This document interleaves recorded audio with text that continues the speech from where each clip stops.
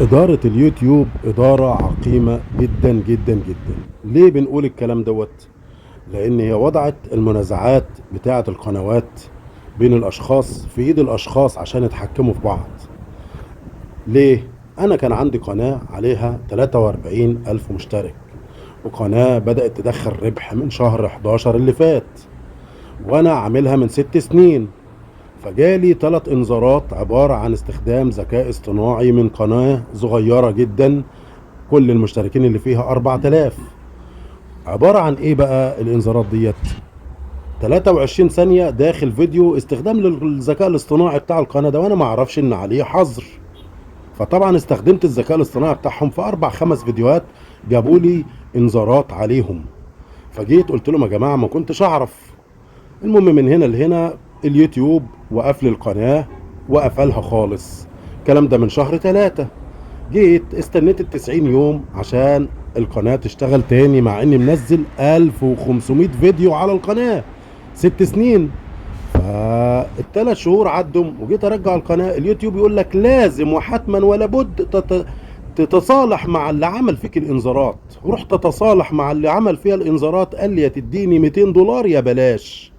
قناة بتاعته فيها 7000 مشترك ما بتكسبش، بدأ يبتزني. رجعت لليوتيوب قلت لهم يا جماعة ده بتزني وبيطلب مني فلوس. قالوا لازم تتناقش معاه وتتصالح معاه، يديله 200 دولار يا إما مش هيرجع لي القناة. وبناء عليه دخلنا في نزاعات جامدة جدا جدا، والراجل مش راضي يرجع لي القناة لأن إدارة اليوتيوب العقيمة وضعت السلطة في إيده هو. مع إنها لو عملت زي الفيسبوك ومسحت الفيديوهات بس وخلاص كنا خلصنا. يعني هم الفيديوهات اللي انا استخدمت فيها الجزء بتاعهم لو مسحوهم كانوا خلصنا. هم اتمسحوا من عندي وبرضه سايبين الحل في ايد الشخص التاني اللي هو صاحب القناة التاني اللي بدأ يبتزني، وهكذا وهكذا وهكذا وهكذا. اذا ادارة اليوتيوب ادارة عقيمة ما بيعرفوش يتصرفهم. انت تحل، انت صاحب المنصة انت اللي تحل، ما تسيبش الاتنين متنازعين مع بعض. انت اللي تحل، تقول له كذا وكذا وشيل، امسح الفيديوهات خلصنا. فاهمين؟ هي دي الاداره. تمسح الفيديوهات من عندك واللي يتاثر يتاثر. انت لما تمسح الفيديوهات من عندي انا اتاثرت خير وبركه، خلاص راحت المكاسب بتاعتها. انما انت مش تقفل القناه واداره اليوتيوب عندهم 15000 جنيه يروحوا واكلينهم ومرضوش يبعتوا لي المستحقات بتاعتي. على اساس ايه؟ ان لما تخلص النزاع وسابوا النزاع مع الشخص التاني اللي هو صاحب القناة التانية اللي عددها ما بتكسبش وعددها قليل جدا، يتحكم فيا يقول لي هات لي 200 دولار عشان اشيل لك الانذارات. كده يبقى دي ادارة فاشلة. ادارة فاشلة. يا ريت تراجعوا السياسات ديت. يبقى الحل في ايديكم انتوا اصحاب المنصة. مش تسيبوا الناس لبعضها، القنوات لبعضها ياكلوا بعض ويبتزوا بعض. وخد بالك ان كل دوت بيحصل داخل مصر.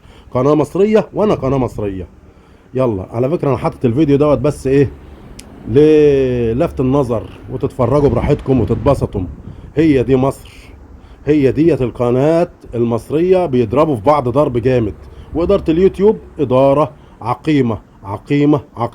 إنما في الفيس هناك بيحذف لك الفيديوهات ويقول لك خلاص مفيش انذارات، يحذف الفيديوهات مرة واثنين وثلاثة، بعد كده هو بيبدأ يحذرك.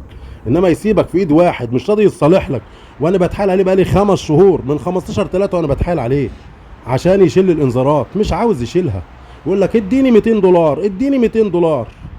ايه اللي اديني 200 دولار 200 دولار؟ مش لما نقبض اللي فيها واجي اكلم اليوتيوب عشان استرد فلوسي ايه اللي موجوده على القناه اصلا، المكسب بتاع القناه، ما رضاش يديهم لي. يقول لي حل النزاع واحنا نرجع لك الفلوس. حل النزاع واحنا نرجع لك الفلوس عشان هم يستحلوا الفلوس اللي كسبناها من على المنصه، تعبنا ومجهودنا اللي بننزله، يستحلوه ياخدوه اداره اليوتيوب ويسيبونا للنزاعات ديت مادام ايه مش هتتحل.